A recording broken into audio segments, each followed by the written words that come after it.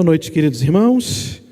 É uma alegria muito grande retornar a este púlpito concedido pelo nosso pastor Wagner, e nós estamos felizes de estarmos aqui mais uma vez. Quarta viva, quando nós falamos do sobrenatural de Deus para as nossas vidas. Nós estamos aqui durante 7 semanas, concluiremos isso. No final, nós estamos contando com as bênçãos do Senhor. Eu creio nisso, amém, irmãos? Então, abra a sua Bíblia, por gentileza, em 1 Samuel, primeiro livro, capítulo 17. Nós falaremos nesta noite acerca de Davi e Golias e o tema enfrentando os gigantes de nossas vidas. Todos nós temos gigantes, uns mais, outros menos, mas temos que enfrentá-los em nome de Jesus. 1 Samuel capítulo 17 diz assim, já abriu? Quem achou, diga amém. Quem não achou, misericórdia. Ó, Escola Bíblica Dominical, todo domingo, 9 horas. Tá bom? Vamos lá. Tá lá no quadro ali, tá no Data Show. E na projeção. Diz assim o texto: os filisteus juntaram suas forças para a guerra e se reuniram em Sucó de Judá, e acamparam em Éfes-Damim, entre Socó e Azeca. Saul e os israelitas reuniram-se e acamparam no vale de Elá, posicionando-se em linha de batalha para enfrentar os filisteus. Os filisteus ocuparam uma colina e os israelitas outra, estando o vale entre eles. Um guerreiro chamado Golias, que era de Gate, veio do acampamento filisteu. Tinha 2,90 centímetros de altura. Alguns estudiosos dizem até que chega a 3,20 metros. Mas vamos ficar com esses 2,90. Ele usava um capacete de bronze e vestia uma couraça de escamas de bronze que pesava 60 quilos. Nas pernas usava uma caneleira de bronze e tinha um dardo de bronze pendurado nas costas. A haste de lança era parecida com uma lançadeira de tecelão, e sua ponta de ferro pesava 7,2 kg. Seu escudeiro ia à frente dele. Golias parou e gritou às tropas de Israel: por que vocês estão se posicionando para a batalha? Não sou eu um filisteu? E vocês, os servos de Saul? Escolham um homem para lutar comigo. Se ele puder lutar e vencer-me, nós seremos seus escravos. Todavia, se eu o vencer e o puser fora do combate, vocês serão nossos escravos e nos servirão. E acrescentou: eu desafio hoje as tropas de Israel. Mandem-me um homem para lutar sozinho comigo. Amém, irmãos? Está aí o desafio lançado. Um grande desafio. Um homem de 3 metros de altura. O texto aqui diz 2,90. Depende de como o côvado era estudado, era analisado. Então tem essa diferença mesmo. Mas muitas vezes nós enfrentamos circunstâncias que elas se apresentam maiores do que nós. Situações em que não sabemos o que fazer. Nós ficamos querendo tomar uma decisão e não sabemos se avançamos ou se recuamos. Situações difíceis. Situações difíceis.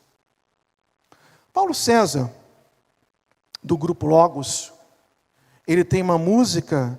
E o título desta música é exatamente essa: Situações.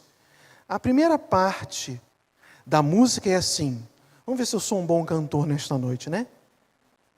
Situações nesta vida me fazem sentir que não sou forte a ponto de até resistir.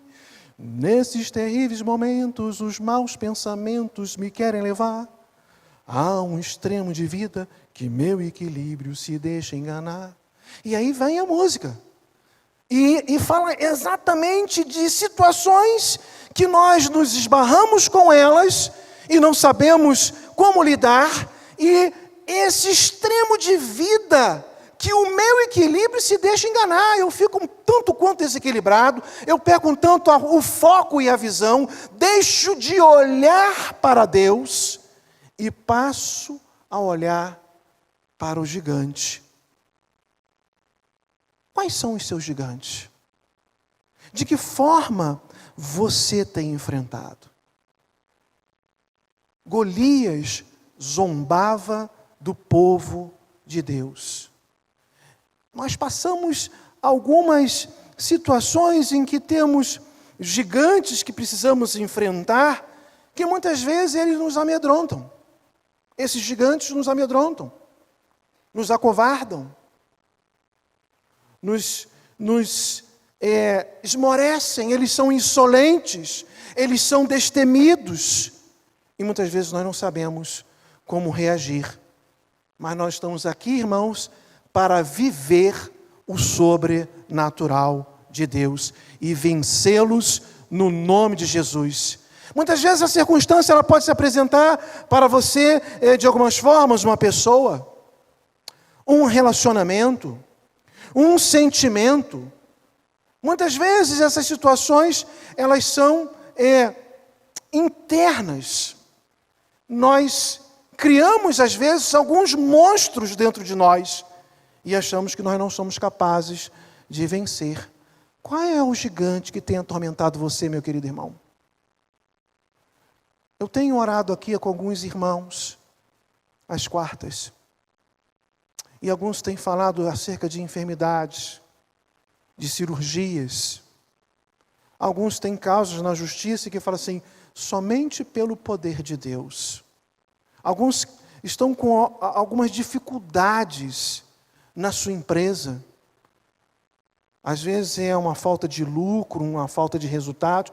E tem vindo aqui nessas 7 semanas, colocando tudo isso diante de Deus. Questões relacionais. Pode ser até um pecado não confessado e não abandonado, que tem sido um gigante e está te atormentando. E você precisa abandonar e vencê-lo no nome de Jesus, porque Ele é fiel e justo para nos purificar e nos perdoar de todos os pecados. Como tem sido o nosso comportamento diante desses gigantes?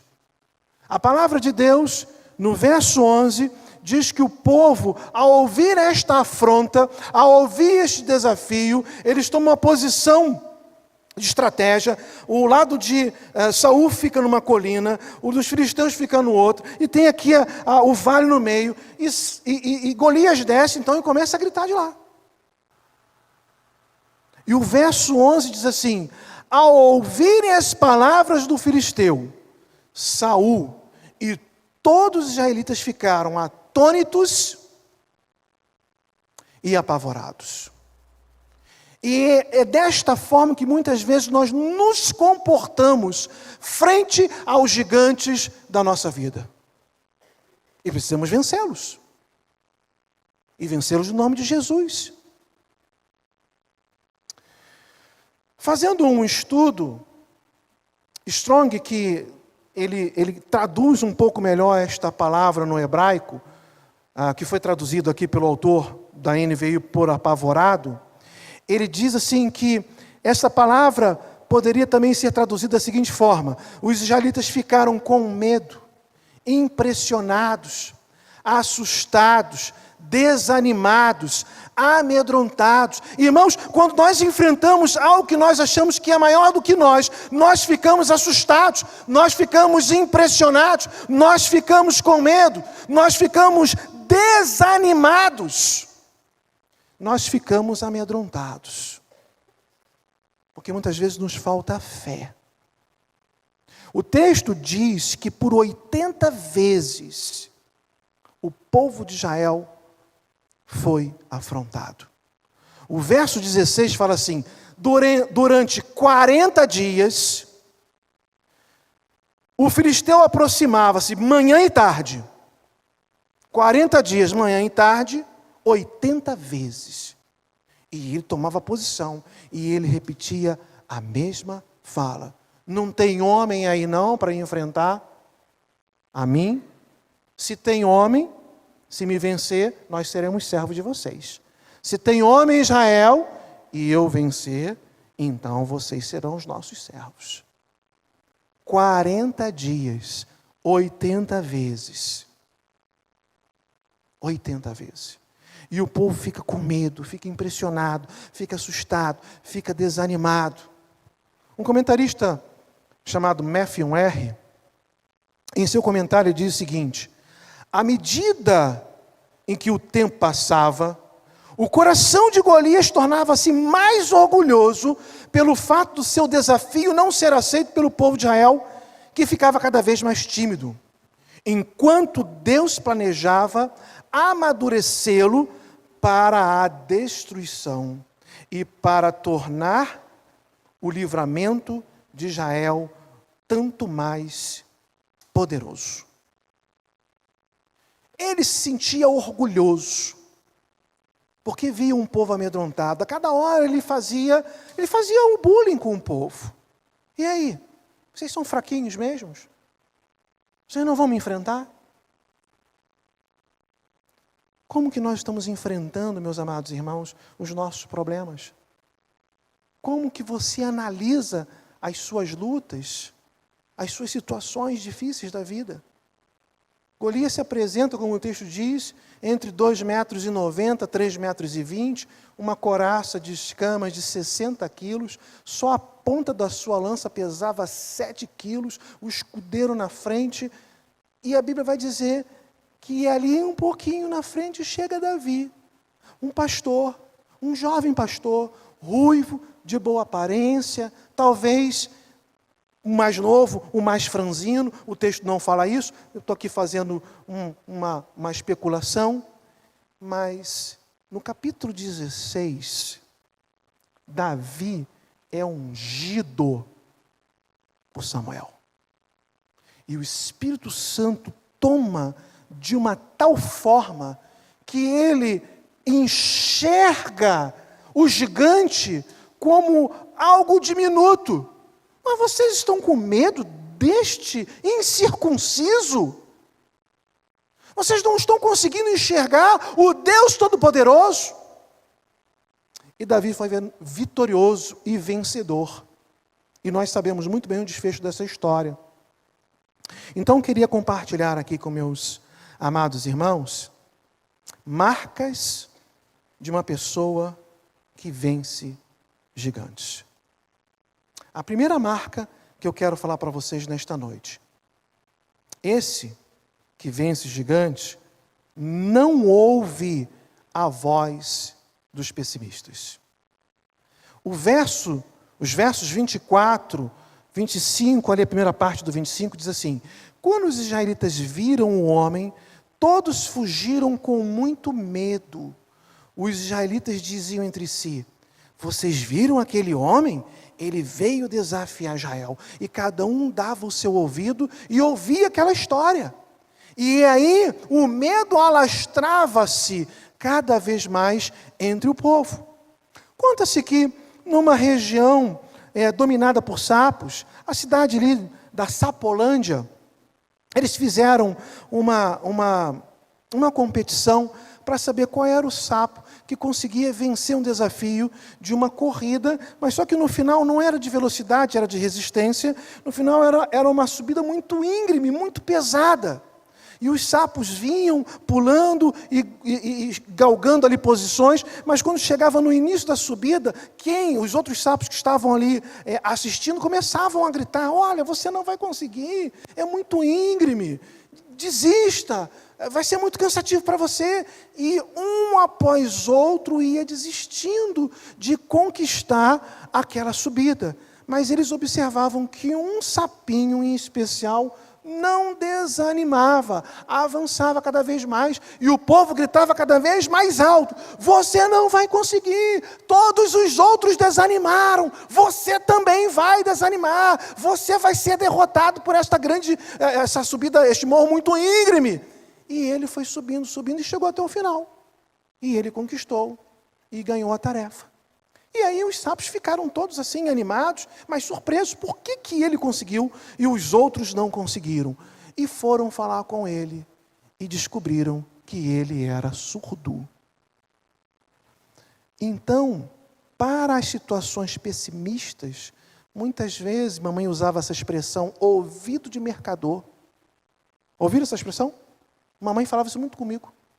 Para situações na vida, você tem que fazer ouvido de mercador. O sapinho era surdo. Para os pessimistas, meus amados irmãos, nós precisamos ser surdos. O gigante é muito grande, você não vai conseguir. Vou sim, em nome de Jesus, eu vou vencer essa peleja, eu vou vencer essa batalha, e Deus me dará a vitória em nome de Jesus. É assim que nós temos que agir e reagir, é no nome do Senhor, o Deus do exército, o Deus Todo-Poderoso. Quando eu era bem jovenzinho, eu gostava muito de ver desenhos, né? Hoje a diversão da garotada é outra. E tinha alguns, e eu lembro muito bem, e você que tem assim um penteado de cabelo igual ao meu, vai lembrar da sua infância, tinha lá um desenho que era de carros e motocicletas, era Carangos e Motocas. Lembra? Aí tinha um lá que só falava assim que eu te disse, né? Ele era o pessimista, né? E quando dava errado ele ficava, mas eu te disse. Lembra disso? Tem gente que quer colar do nosso lado só para dizer coisas negativas, e se der errado ele fala assim, eu te disse, mas eu te disse. Lip Hard, quem é que lembra do Lip Hard? A hiena que falava assim, ó dia, ó céus, ó azar.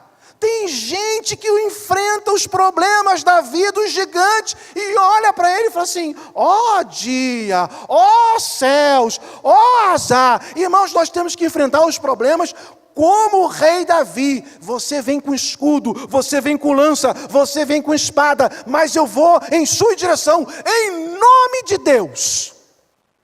É assim que nós precisamos agir. Um empresário, e a igreja que tem muitos, ele queria abrir uma fábrica de sapatos numa região onde ele sabia que as pessoas não comercializavam muito sapato ali. E ele manda 2 coordenadores da sua empresa, só que um é pessimista e o outro era otimista. E o pessimista chega na cidade e vê que ninguém usava sapato. Ele pega o telefone e liga para o chefe. Chefe, não vai dar certo abrir uma fábrica aqui. Ninguém usa sapato. E desligou o telefone. E aí chega então o otimista. O otimista olha para a cidade e ele fica vibrando, ele fica feliz e pega o telefone. Chefe, vamos para cá, venha logo, nós já estamos atrasados, precisamos montar essa fábrica aqui rapidinho, porque aqui ninguém usa sapato. Como que você analisa os problemas? De forma pessimista? Ou de forma otimista? Segundo lugar, se você quer ser um vencedor, a segunda marca é, essa pessoa sabe lidar com os críticos. Os versos 28 a 30 falam assim, quando Eliabe, o irmão mais velho, ouviu Davi falando com os soldados, ficou muito irritado com ele e perguntou, por que você veio até aqui? Com quem deixou aquelas poucas ovelhas lá no deserto? Sei que você é presunçoso e como seu coração é mau, você veio só para ver a batalha. E aí então, replica Davi, o que eu fiz agora? Será que não posso nem mesmo conversar? Ele então se virou para o outro e perguntou a mesma coisa, e os homens responderam-lhe como antes. Porque a discussão estava ali assim, olha, eu estou sabendo aí que se a gente vencer essa batalha aí, e o rei vai fazer isso, vai nos colocar numa posição tal, vai nos conceder casar com a filha dele e tal. E o Davi ouve aquilo aí e pergunta o que está acontecendo, e o Eliabe, o irmão mais velho, começa a chamar a atenção. Irmãos, nós vamos passar por críticas. As pessoas vão nos criticar. Seremos alvos. É bem verdade que, muitas vezes, a crítica dentro de casa, ela é muito dolorida. Se você analisar um pouquinho Eliabe, você tem que olhar o capítulo 16 e ver assim, Samuel chega na casa de Jessé Ele fala assim: Jessé, eu tenho uma novidade para você. Deus mandou vir aqui e ungir um dos seus filhos rei. Eu estou falando aqui, a Bíblia na linguagem de hoje, tá? Mandou então ungir um dos seus filhos rei de Israel. Aí Jessé fala assim: tá bom, Eliabe. Aí vem Eliabe, mais alto, mais velho, talvez o mais forte. E Deus fala ao coração de Samuel: não é esse. E aí vem o segundo, o terceiro, o quarto, o quinto e o sexto. E Deus fala assim: nenhum deles. E aí Samuel pergunta assim: não tem nenhum outro filho? Tem o franzino, ele é pastor de ovelhas, ele está lá no campo. Eu não saio daqui enquanto ele não chegar. Quando chega, Deus fala para Samuel: é esse. Parece-me, irmãos, que Eliabe sente ciúme do seu irmão por conta disso. E a crítica é de forma veemente. E é uma crítica costumeira. Porque quando a gente analisa o verso 29, quando Davi fala assim: o que eu fiz agora? Você já percebeu aquele filho que sempre recebe reprimenda sem ter feito absolutamente nada? E ele chega para o pai e fala assim: puxa, mas o que eu fiz agora? Não fiz nada. É essa maneira que Davi está respondendo a Eliabe: olha, Eliabe, você só me faz críticas. Você me chama a atenção toda hora. O que eu fiz agora? Só que Davi sabe lidar com essa circunstância e com essa situação de uma maneira muito habilidosa, que ele então se vira para os outros e fala assim: eu não quero mais ouvir Eliabe. O senhor sabe me criticar? E aí pergunta o outro e se sai. Muitas vezes nós precisamos agir assim. As pessoas só querem nos criticar. Elas só trazem algo negativo para as nossas vidas. Então nós não temos que ouvir o pessimista e nós temos que saber lidar com a crítica. E muitas vezes não assumir. Quando é aquela crítica construtiva, aquela crítica que quer te colocar para cima: olha, eu quero te ajudar, e você sabe que é realmente algo positivo, tudo bem, seja humilde, aceita, corrija a sua rota e vá em frente. Mas quando é aquela crítica só para te derrubar, a pessoa que quer puxar o seu tapete, vai para outro, sai de perto, não dê ouvido. Faça como Davi fez. Ele não desanimou e foi: e vem cá, como é que é a história aí? Me conta aí. E as pessoas replicaram e falaram: agora sim, agora eu ouvi. A terceira marca é que um vencedor, quem quer vencer gigante, precisa ser especialista no que faz. O texto aqui de 38 a 40, ele diz assim: então Saul vestiu a Davi com a sua própria túnica, colocou-lhe uma armadura e um capacete de bronze na cabeça. Davi prendeu sua espada sobre a túnica e tentou andar, pois não estava acostumado com aquilo, e disse a Saul: não consigo andar com isto, pois não estou acostumado. Assim tirou tudo aquilo e em seguida pegou o seu cajado, escolheu num riacho 5 pedras lisas, colocou-as no bolso, isto é, no seu alforje de pastor, e com a sua atiradeira ou funda na mão, aproximou-se do filisteu. Saul tentou dissuadir Davi. Davi então fala assim: não, olha, lá nos versos 36 e 37, fala assim: não, rei, eu já enfrentei outros gigantes. Eu sou especialista naquilo que eu faço. Eu enfrentei um urso e um leão.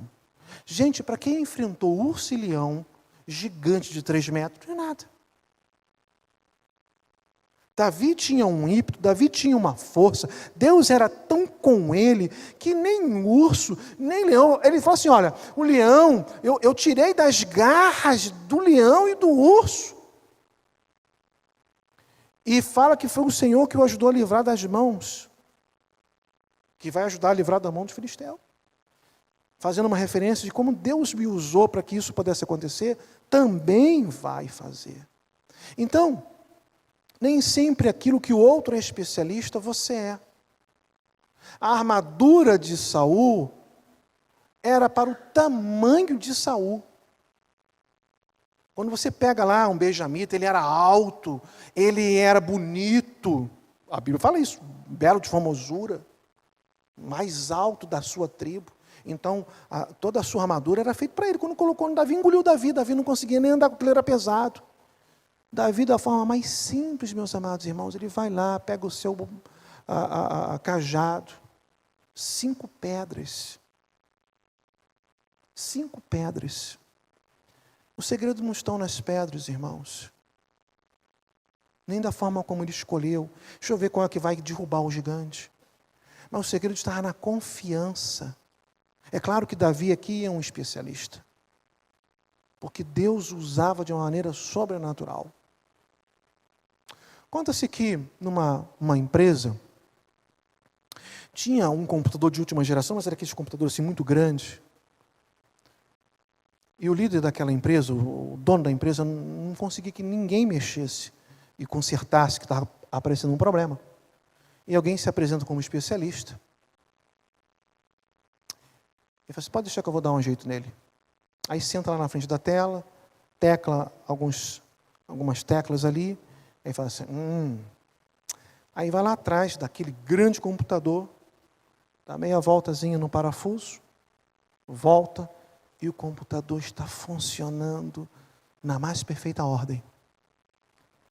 E aí o dono fala assim, puxa, então o problema era só um parafusinho? E a gente não sabia, quebrando a cabeça aqui e tal. Quanto que você vai me cobrar? Ele, R$1.000. R$1.000 para apertar um parafuso? Eu só vou te pagar se você me der a nota fiscal e você discriminar tudinho, todos os serviços que você fez ali, aqui para mim, na nota fiscal. Não tem problema nenhum, eu faço a nota fiscal. Aí ele fez a nota fiscal e mandou entregar ao dono. O dono pegou, leu, sorriu e falou assim, pode pagar os R$1.000. Na nota fiscal estava escrito assim, apertar parafuso, R$1.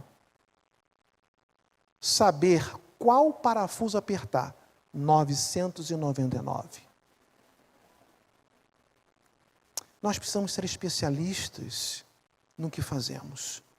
Eu quero traduzir assim, irmãos, no sentido da santidade, da espiritualidade, de confiar. Davi foi com confiança. Davi não foi arrogante. Davi não foi soberbo. O sentimento era total confiança no Senhor. Era como se Davi estivesse falando assim, assim como Deus me usou para livrar as minhas ovelhas das garras do leão e do urso, com relação à nação de Israel, claro que Ele dará a vitória. Então, torne-se especialista nesse sentido, de total confiança. Mesmo se Deus falar para você, neste momento, espera, aguarde. Eu sei o momento certo para a sua vida, mas confie que Deus vai lhe dar a vitória. Ela virá. E em quarto lugar, e último, aquele que sabe derrotar gigantes, ele reconhece que a vitória vem do Senhor. Os versos 45 a 47 fala assim, e Davi disse ao filisteu, você vem contra mim com espada, com lança e com dardo, mas eu vou contra você em nome do Senhor dos Exércitos, o Deus do exército de Israel, a quem você desafiou. Hoje mesmo o Senhor entregará nas minhas mãos, e eu o matarei e cortarei a sua cabeça. Hoje mesmo darei os cadáveres do exército filisteu às aves do céu e os animais selvagens, e toda a terra saberá que há Deus em Israel. Todos que estão aqui saberão que não é por espada ou por lança que o Senhor concede vitória, pois a batalha é do Senhor, e Ele entregará todos vocês em nossas mãos. Irmãos, que palavra maravilhosa, poderosa e linda! E linda! Porque Davi atribui a vitória ao Senhor. E você sabe que ele roda, e aquele filisteu, provavelmente, ele ficou ali zombando Golias, ficou zombando. Você está achando que eu sou algum cachorro? Eu estou pedindo aqui um guerreiro, você me manda esse tampinho aí? Davi roda, e vocês conhecem a história, a pedra acerta no meio da sua testa, ele cai. Davi pega a própria espada de Golias, e era pesada. Ele não degola Golias, mas ele corta a cabeça fora. É uma cena um tanto quanto trágica, mas Golias pediu aquilo. Irmãos, eu acredito que Davi pega então a cabeça daquele homem e levanta, para mostrar que a vitória veio do Senhor. Irmãos, nós precisamos atribuir sempre a vitória ao Senhor. Paulo diz, rendendo sempre glórias a Deus. É assim que o crente age. Você está enfrentando lutas, meu irmão? Eu acredito. Problema de saúde? Deus pode te curar. Se Ele quiser. Ele tem poder para isso. Problema de relacionamento? Deus pode restaurar lares. Mas converse. Está com problema com sua esposa? Converse com sua esposa. Peça perdão, às vezes nós somos orgulhosos. Não. Peça perdão. Reconheça o seu erro também. Está aborrecido com seu pai, com sua mãe? Tem tantos anos que você não fala com um familiar seu? Pega o telefone nesta noite, em nome de Jesus, e atribui a vitória ao Senhor, que você vai derrubar este gigante da não comunicação, da briga. E liga, e fala, meu irmão, quantos anos eu não falo com você? Meu pai, minha mãe, me perdoe em nome de Jesus, vamos andar a segunda milha. Na sua empresa, coloque isto na mão do Senhor. Uma causa na justiça, um nó está apertado, Deus desata. Deus desata. Coloque na mão do Senhor, meu irmão. Confie que o gigante cairá e que você cortará a cabeça do gigante. E você apresentará, não no sentido de ficar alegre com trágico, mas atribuir a vitória ao Senhor. É assim que o crente precisa agir. Eu encerro a minha palavra com uma frase aqui, com um parágrafo de um comentário de Champlin. E ele fala assim, a respeito desse texto: Davi não temia o filisteu, e já havia segurado a Saul, que poderia terminar com ele. Davi sentia a força sobrenatural que havia sido comunicado pelo Espírito de Deus no dia da sua unção. Você precisa sair daqui, meu amado irmão, porque no dia que você aceitou Jesus Cristo como seu único suficiente Salvador, você foi revestido do Espírito Santo. E você precisa sair daqui sentindo a força sobrenatural de Deus na sua vida, que lhe dará a vitória no nome de Jesus. Que Deus nos abençoe, que Deus nos proteja e que Deus nos dê a vitória. Amém, igreja? Amém.